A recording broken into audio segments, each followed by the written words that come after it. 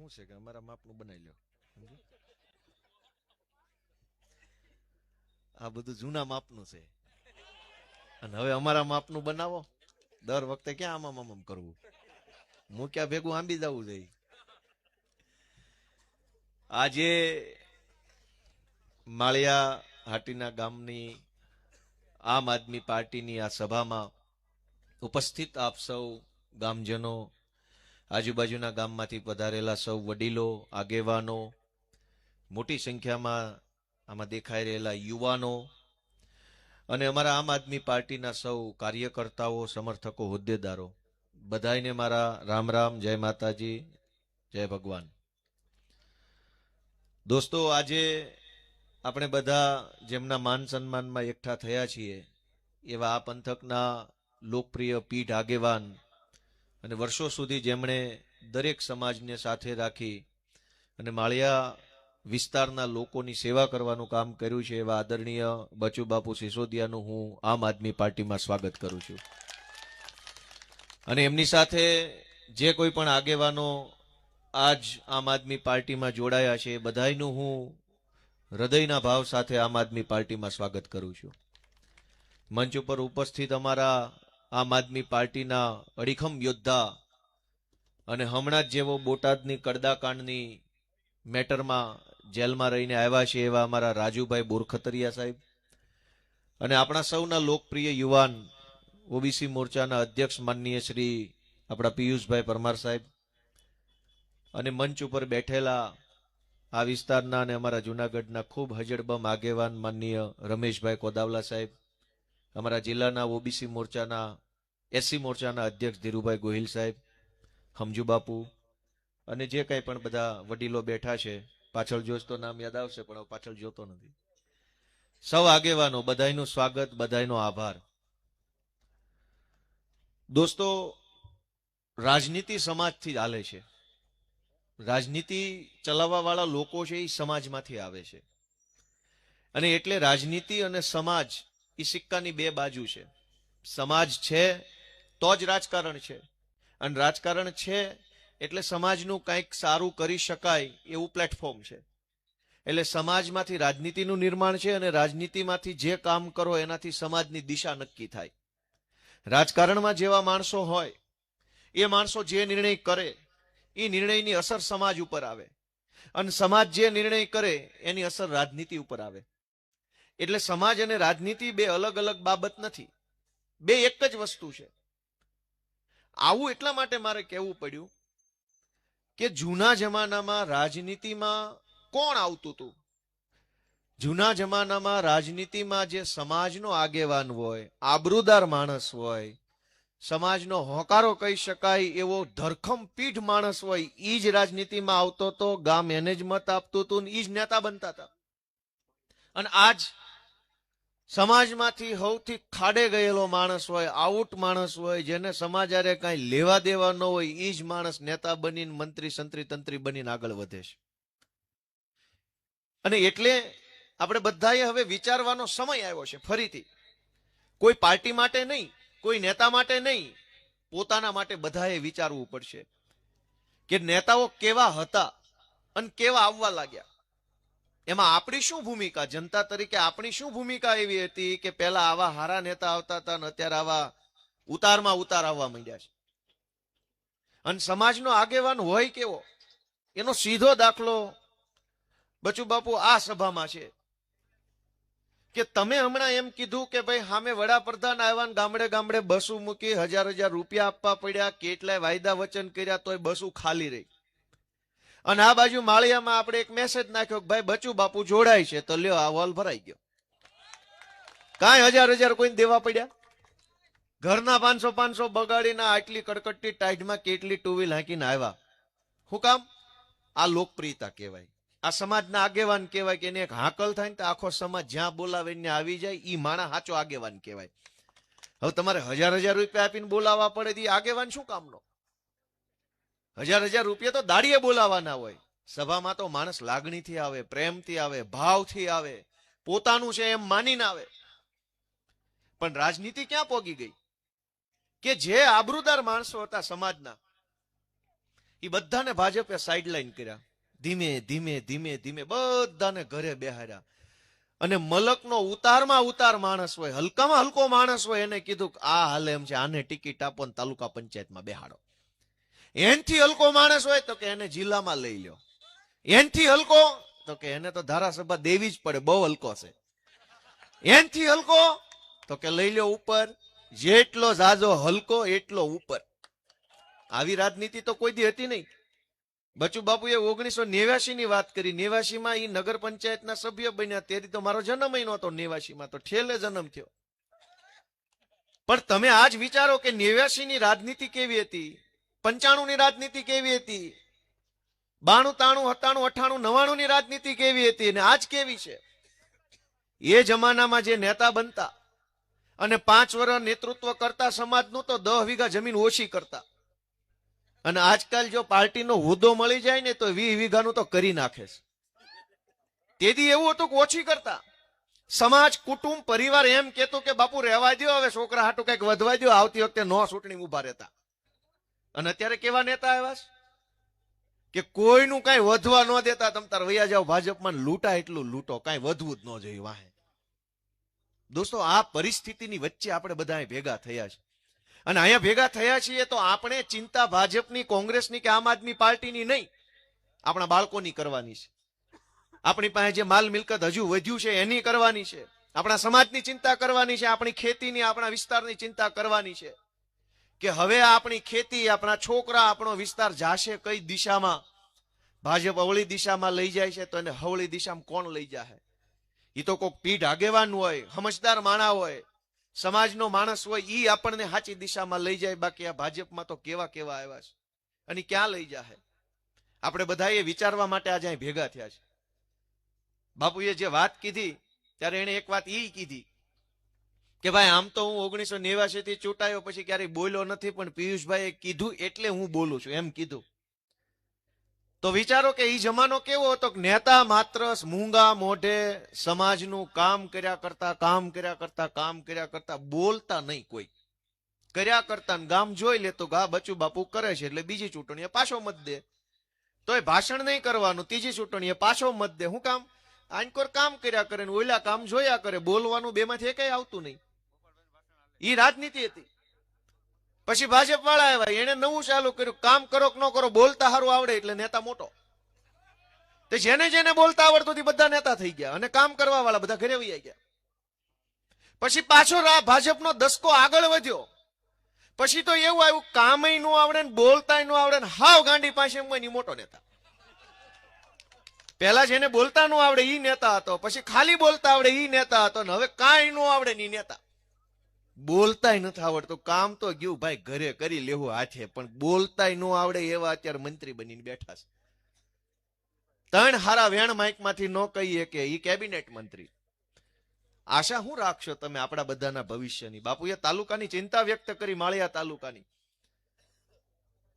પણ કોની પાસે આશા રાખવાની આપણે? તમે એક વાત વિચારો કે ઘરમાં આપણો દીકરો કે દીકરી ઈ 2 દિવસ જરાક ઓછા તોફાન કરે તોય આપણે એમ પૂછવું પડે કે બટા કઈ તકલીફ છે, બીમાર છો, પેટમાં દુખે છે, શું થાય છે, કેમ થાય, પૂછવી. શું કામ? રોજ જેટલા તોફાન કરતો એનાથી થોડાક ઓછા કરે ને તો ખબર પડી જાય કે આ કઈક વાંધામાં લાગે છે. જરાક મોઢું ઢીલું પડી જાય, 2 રોટલી ઓછી ખાય તો ખબર પડી જાય કે દીકરાને કઈક થયું છે. એટલે તરત પૂછવું પડે કે ભાઈ શું થયું? આ આખા ગુજરાતની પબ્લિકના મોઢા પડી ગયા છે. ગાંધીનગર વાળાને ખબર નહીં હોય કે આ બધા માંદા પડ્યા છે, કઈક અટવાય છે, કઈક દુખી છે, કઈક ઉપાધિમાં છે, નહીં ખબર પડતી હોય. આખા ગુજરાતના ખેડૂતોના મોઢા પડી ગયા છે. તો ગાંધીનગરમાં નહીં દેખાતું હોય કે જે અમને મત દેતા તેના મોઢા કાં પડી ગયા? પણ ક્યાંથી દેખાય? અડધા ધૂતરાષ્ટ્રો છે ને અડધાને જોવું નથી આપણી હાલત શું છે. કોઈને આપણામાં રસ નથી. અડધા એવા છે ને અડધા આવા છે. હવે આપણી હાલત કોણ સુધારશે? મને એમ લાગે છે કે આપણી હાલત બીજો કોઈ નહીં સુધારે, આપણે પોતે જ આપણી હાલત સુધારી શકશું. ડોક્ટર બાબા સાહેબ આંબેડકરે આપણા હાથની આંગળી ઉપર એક નિશાન આપેલું છે કે આ નિશાન તમે જ્યાં દબાવશો ને એવું તમારું થાય. બરબાદીનું બટન દબાવો તો બરબાદી થાય ને આબાદીનું દબાવો તો આબાદી થાય. હવે આપણા હાથમાં છે કે આપણું શું થાય. નહીતર આ તો નેતાઓ બધા કેવા કેવા આવી ગયા છે. અધિકારીશાહીની વાત કરી બાપુએ. એનો તો મારે જાહેરમાં હું દાખલો આપું. હવાર સુધી કહું તો વાત ખૂટે એમ છે કે આખી સપ્તાહ કરવી પડે એમ છે. એટલી અધિકારી શાહી ગુજરાતમાં હાવી થઈ ગઈ છે. કોઈ નેતાનું કઈ ઉપજતું નથી. ભાજપના 5 ધારાસભ્યો વડોદરા વાળાએ હમણાં હૈયારો પત્ર લખ્યો, કાગળે નોખું ન બગાડ્યું, પાસે એકમાં સહી કરી. કેટલા દાજ્યા હશે, 5 કાગળ નો લખ્યા, ભેગું કર્યું. ખબર છે બધાને કે નથી ખબર? બધાને ખબર છે, કોકને. ભાજપના 5 ધારાસભ્યોએ એક પત્ર સરકારી લેટરપેડ ધારાસભ્યોના લેટરપેડ ઉપર એમ લખ્યું કે અમારું કાંઈ ઉપજતું નથી મામલતદારો પાસે. લ્યો કરો હાચમ. ભાજપના ધારાસભ્યોનું મામલતદાર પાસે કાંઈ ઉપજતું નથી એવું ધારાસભ્યોએ લખીને આપ્યું. અને કોને આપ્યું? મુખ્યમંત્રીને. મને તો ઈ ખબર છે કે મુખ્યમંત્રી આવો કાગળ લખવા માંગે છે, પણ ઈ કોને લખે? આ તો ધારાસભ્ય હતા તો મુખ્યમંત્રીને લખ્યો, ઈ કોને લખે કે અમારું નથી ઉપજતું એમ? હાવ લોલમ લોલ સરકાર હાલે છે, લોલમ લોલ. મેં તમને કીધું એમ સરકાર અને સમાજ બે અલગ વસ્તુ નથી. એટલે સરકાર લોલમ લોલ હોય તો શું થાય એનો દાખલો સમાજમાંથી સમજીએ. જે કુટુંબનો આગેવાન હજડબમ હોય એ કુટુંબ કોઈ દી દુખી થાય?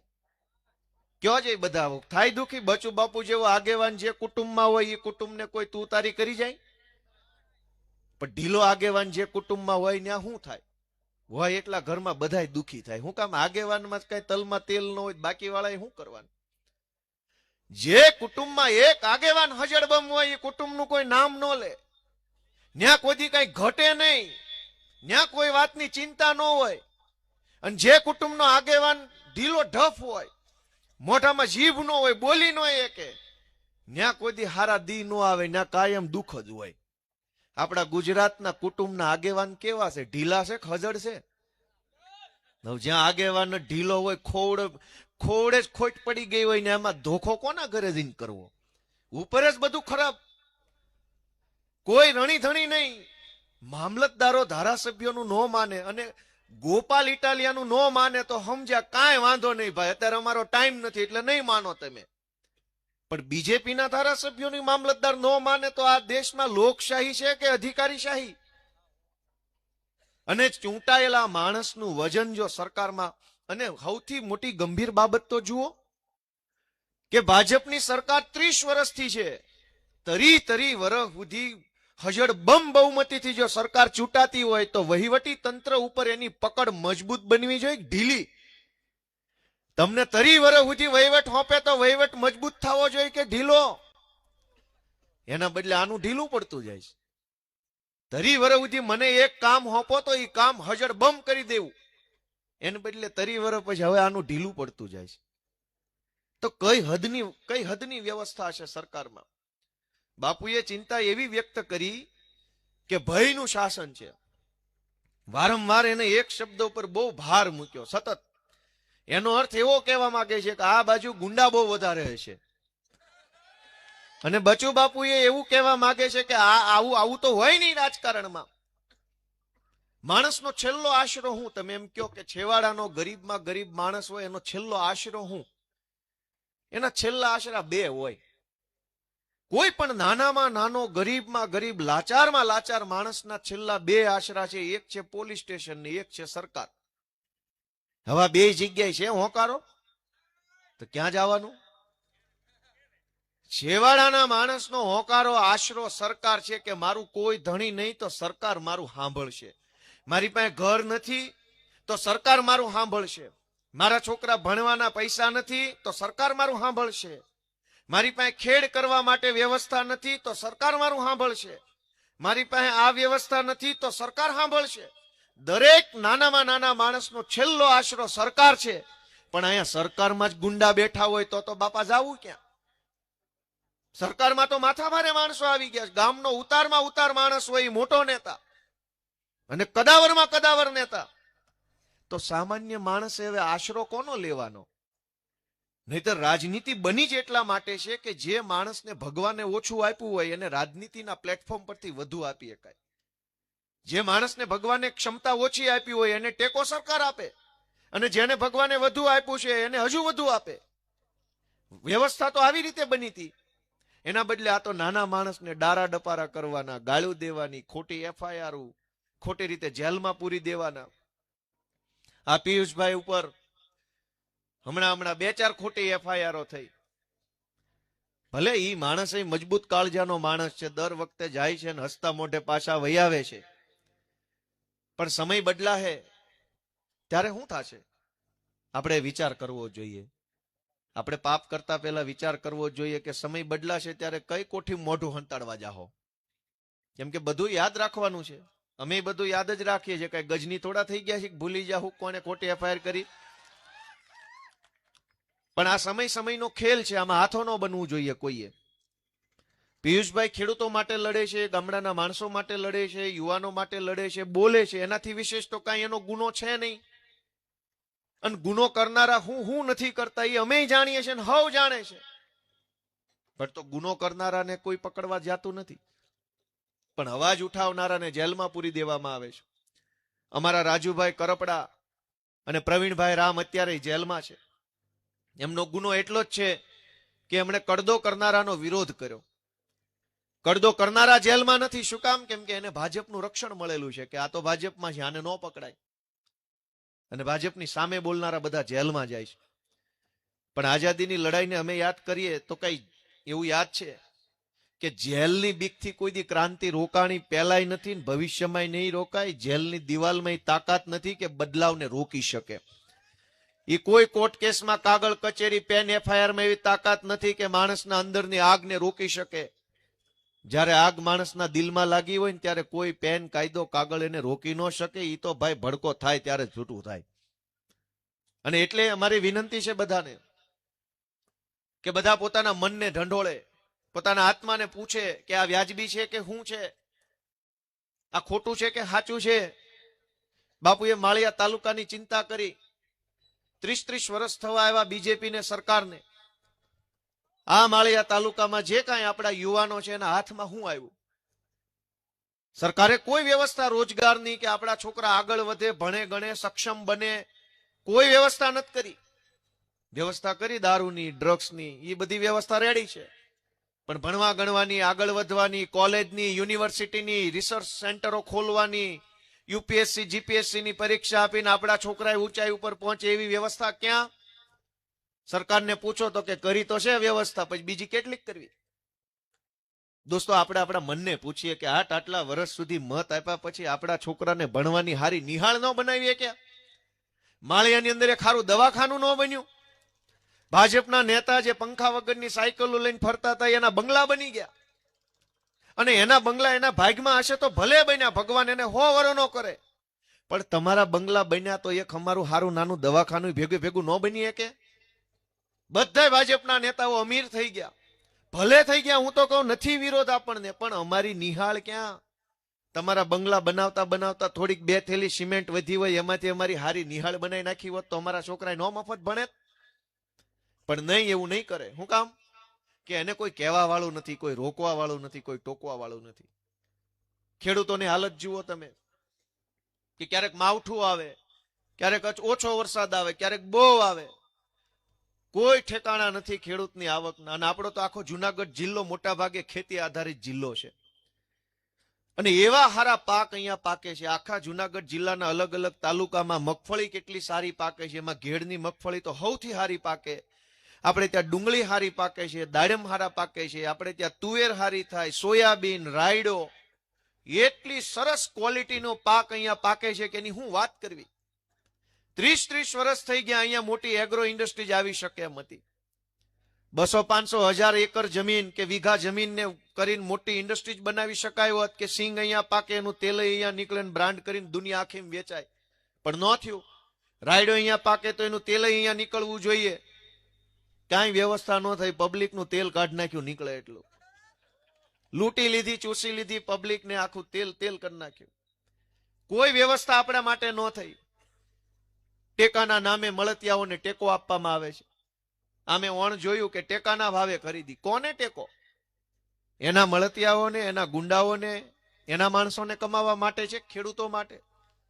તમે જુઓ કે મગફળીમાં, સોયાબીનમાં, તુવેરમાં ટેકાના નામે શું હાલે છે.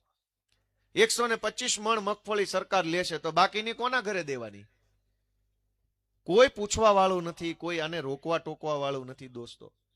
અમે વળી હું ને પિયુષભાઈ, નિશુદાનભાઈ ને ચૈતરભાઈ ને રાજુભાઈ ના 7-8 જણાને વળી હું કુમતી હુજી ખામા સોંટ્યા છે ભાજપની.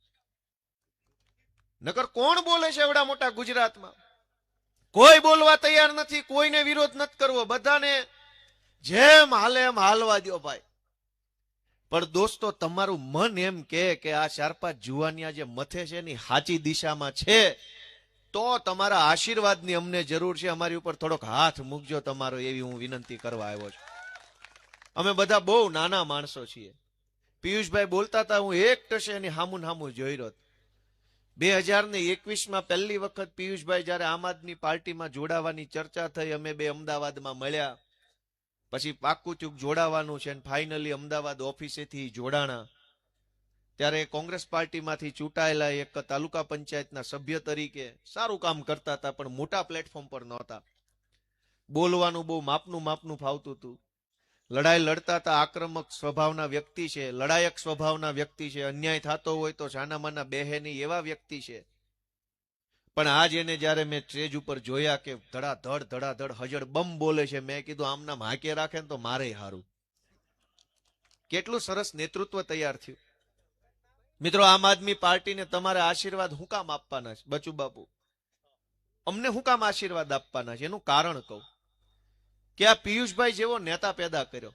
એ હતા પેલા માળિયામાં તાલુકા પંચાયતના સભ્ય હતા. આજ આખું ગુજરાત ઓળખે છે એવો હજડબમ આગેવાન ઉભો કરવાનું કામ આમ આદમી પાર્ટીએ કર્યું. દોસ્તો, રાજુભાઈ કરપડાએ સારું કામ કરે છે, કરતા હતા પેલા, પણ આજ આખું ગુજરાત ઓળખે છે કે નહીં? હું કામ? આમ આદમી પાર્ટીએ એવા હજડબમ આગેવાનને સપોર્ટ આપી, પીઠબળ આપી, જ્યાં જરૂર પડે ને ટેકો આપીને એવા આગેવાન પેદા કર્યા. પ્રવીણભાઈ રામ, યુવરાજસિંહ જાડેજા, ચૈતરભાઈ વસાવા, સાગરભાઈ રબારી, નામ લેવા બેહો તો એવડું લાંબુ લિસ્ટ છે કે લોકોની છાતી ગદગદ ફૂલે. એ બધા આગેવાનોને આગળ લાવવાનું, મજબૂત બનાવવાનું, ટેકો આપવાનું અને ગુજરાતની જનતાને એક સારો આગેવાન આપવાનું કામ કઈ પાર્ટીએ કર્યું?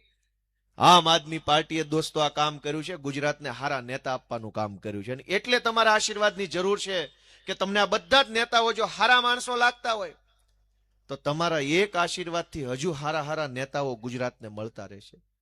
ભાજપે શું આપ્યું ગુજરાતને? રોડ, રસ્તા, વીજળી, પાણી, શિક્ષણ, દવાખાના, સરકારી ઓફિસની વાત તો છોડો. જેની સભા થઈ હોય ને ભાષણ સાંભળવા જવાનું મન થાય ને એવો એક નેતા અત્યારે એની પાસે નથી. બીજી તો ક્યાં વાત કરવાની. હમણાં નવું મંત્રીમંડળ બનાવ્યું. વિસાવદરની ચૂંટણી પછી મંત્રીમંડળમાં ફેરફાર આવ્યો, ખબર છે બધાને? એટલે મને એક ટીવી વાળા ભાઈએ પૂછ્યું કે આ નવું મંત્રીમંડળ બન્યું, તમારું શું કેવું છે ગોપાલભાઈ? તમારી પહેલી પ્રતિક્રિયા આપો. આમ માઇક કર્યું. મેં કીધું મારે કાંઈ પ્રતિક્રિયા આપવી નથી.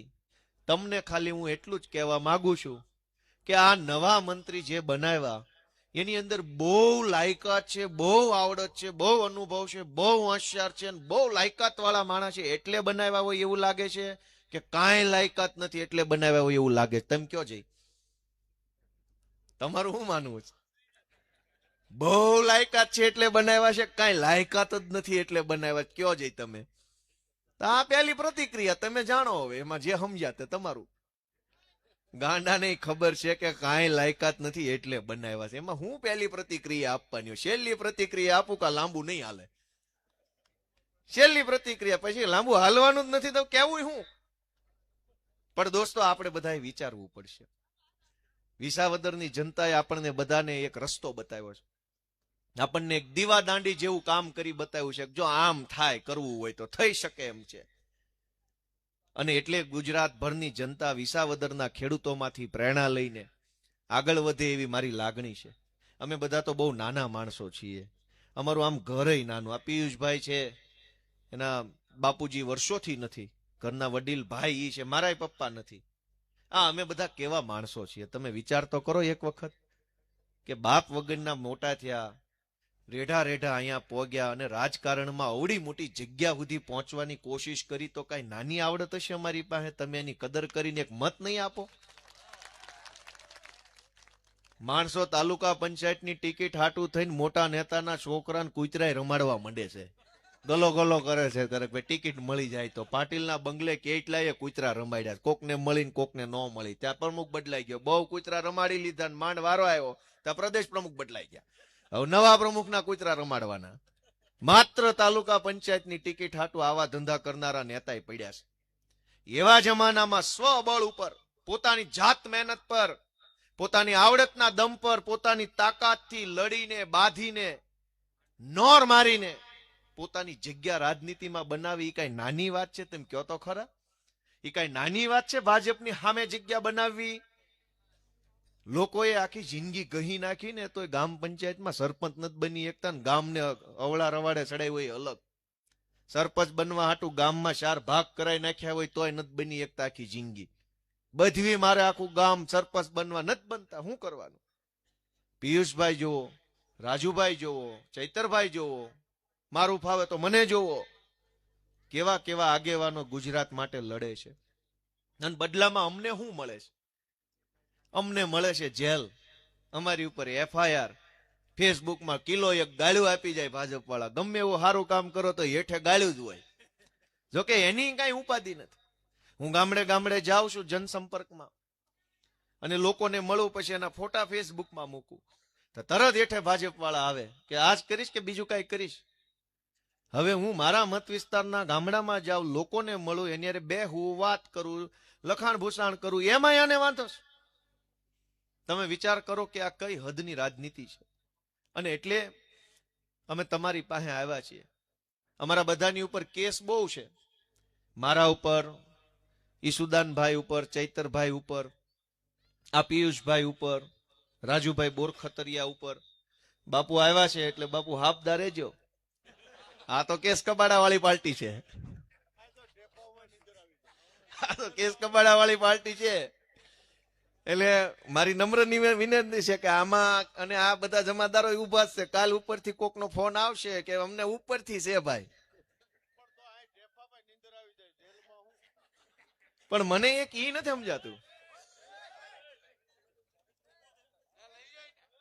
બોલો આને શું થઈ ગયું? અત્યાર સુધી કમ્પ્લેટ બેઠો તો રૂડો રૂપાળો, ઘડીકમાં ક્યાં અવતાર આવ્યો? આમ થાય જોવો.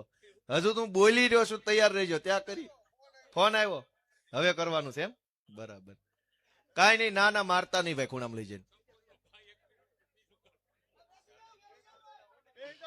બે જાવ, બે જાવ. આવું તો બધું દરેક સભામાં હાલે છે. બોલો લ્યો, ફેલ ગયું, નબળો માણા મોકલ્યો.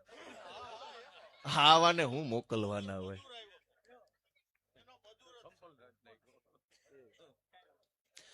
બેહો બાપા, બેહો વાલા, બેહો.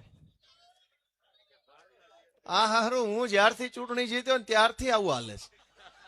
જે ગામમાં સભામાં જાણીને એક આવો બેઠો હોય. મને એ નથી સમજાતું કે ભાઈ અમે હું એવું ખોટું કામ કરી નાખ્યું છે કે તમે અમારી સભામાં આ ધંધા કરો છો? ભાઈ ખોટું કરનારા હું નથી કર્યું, કેટલું ખોટું નથી કર્યું, એ બધા જ ભાજપમાં બેઠા છે. અમારી સભામાં આવીને કોક પ્રશ્ન પૂછી જાય, કોક સપલા મારી જાય, કોક પાણકા મારી જાય. આ શું હાલે છે? તમે વિચાર કરો. મને એમ લાગે છે કે આ લોકોથી જીરવાતું નથી. આવા હારા માણસો, આબરૂદાર માણસો આમ આદમી પાર્ટીમાં જોડાય ને જીરવાતું નહીં હોય. ભાજપે તો એવું કામ કર્યું ને કે હારા માણસો ઘરે બેહાડી દીધા. અનેક હારા હારા આબરૂદાર, ઇજ્જતદાર, વજનદાર સમાજના માણસો એને ઘરે બેહાડી દીધા હતા. અને હારા માણસો તે લાચારીમાં, મજબૂરીમાં થાકીને કંટાળીને ઘરે બે ગયા. મૂકો લપ પડતી આ ભાજપનું તો કઈ થાય એમ નથી. ભલું થાય અમારા વિસાવદરના ખેડૂતોનું કે એને એક રસ્તો કરી આપ્યો હારા માણસોને. અને હારા માણસો વળી પાછા ખુલીને બહાર આવવા લાગ્યા, આમ આદમી પાર્ટીમાં જોડાવા લાગ્યા. તો મારા બેટા ભાજપ વાળાના પેટમાં નકલી તેલ રેડાણું કે હારા માણસો આગળ આવશે તો અમારું શું થાય. પણ હવે તમારું જે થવાનું છે નક્કી કરી રાખ્યું. ચૂંટણી આવવા દો એક વખત. દોસ્તો, હું તમને એક જ વિનંતી કરું છું. પડી ગયું થાળે? એમ નહીં પડે, એ ચૂંટણી પછી જ પડશે. એ ચૂંટણી પછી જ થાળે પડે એમ છે. અને ચૂંટણીમાં તમે હાફદા રહેજો, હરખું દાડું મારો તો જ થાળે પડશે. નકર આ ગોહો છે ઊંડો. આ ગોહો એમ છે વાતે જાય એમ નથી. 30 વર્ષથી ગોહો કર્યો. અને હાવણા સિવાય હાલે એમય નથી. હવે તો હાથ વાળા કરી કોશિશ પણ હાથે કામ ન થયું. ગોહો જ એટલો બધો, હાવણો જ મારવો પડે એમ છે. અને એટલે તમને વિનંતી કરવી છે કે દોસ્તો જરાક આપણે જાગૃત બનીએ. અમારી રાજકોટની સભામાં, મોરબીની સભામાં, જામનગરની સભામાં, કચ્છની સભામાં, આ ઘેડમાં પ્રવીણભાઈની સભામાં, બાકી રહ્યું તો માળિયાની સભામાં આની એક પરમિશન લખાઈ નાખીએ, જોડું મારવાની પરમિશન. આપણે પરમિશન લેવી ત્યારે કેટલા માણસો મારવા માંગે તો કે 2, એટલે આને ખુરશી આપી દેવાની, પોલીસ બૂક દેવાના. કેટલા વાગ્યે મારશે તો કે ગોપાલભાઈ 20 મિનિટ બોલે પછી મારશે. આ પરમિશન. એટલે એને ઉપાધિ નહીં, આપણે આપણને ખબર હોય કે 20 મિનિટ પછી 20 ને 22 આવવાનું છે, એટલે 2 મિનિટ ઉભા રહી જાય, એનું કામ કરીને પછી લઈને વયો જવાનું, હળો કરીને ભાઈ નીકળ, હાલ કામ પૂરું. હું ધંધા હાજરા છે, હું ધંધા હાજરા. તમે વિચાર તો કરો, ગુજરાતની અંદર લોકો દુખી છે. ગામડાના માણસોના હાથમાં કામ નથી. આપણા જુવાનિયા હાવ એમના આટા મારે છે, કોઈના હાથમાં કામ નથી. દારૂ અને ડ્રગ્સના દૂષણે ભવડો લઈ લીધો છે ગુજરાતમાં. ખેડૂતો અત્યારે દુખી છે, નોકરી કરતો માણાય દુખી છે. આપણે ભલે ને માઇકમાંથી સરકારી માણાની ટીકા ટિપ્પણી કરીએ, પણ અંદર ખાને ઈ બહુ દુખી છે. એને બદલીના, પગારના, સસ્પેન્શનના, ખોટી રીતે હેરાન કરવાના જથ્થાબંધ પ્રશ્નો છે. આ બધા જ પ્રશ્નોનો નિકાલ ક્યાં છે દોસ્તો? આ બધા જ પ્રશ્નોનો જવાબ એક જ બાબતમાં છે કે હવે પરિવર્તન લાવો. આ 30 વર્ષ બસ હવે ભાઈ બહુ થઈ ગયો. હવે આને કાઢો અને ઝાડુને લઈ આવો, હાવણો લઈ આવો. મિત્રો, આપ સૌ આજે આટલી મોટી સંખ્યામાં અહીંયા ઉપસ્થિત રહ્યા. ખાસ કરીને બચુ બાપુ સિસોદિયાના માન સન્માનની અંદર તમે આટલી મોટી સંખ્યામાં અહીંયા આવ્યા, એ જોઈને મને બહુ ખુશી થાય છે કે આવા વજનદાર આગેવાન અમારે આમ આદમી પાર્ટીને મળ્યા છે, એટલે અમારોય ભાર વધ્યો છે, અમારોય વજન વધ્યું છે. વજનદાર માણસ તમારી પડખે બેહે તો વજન વધે, અને નબળો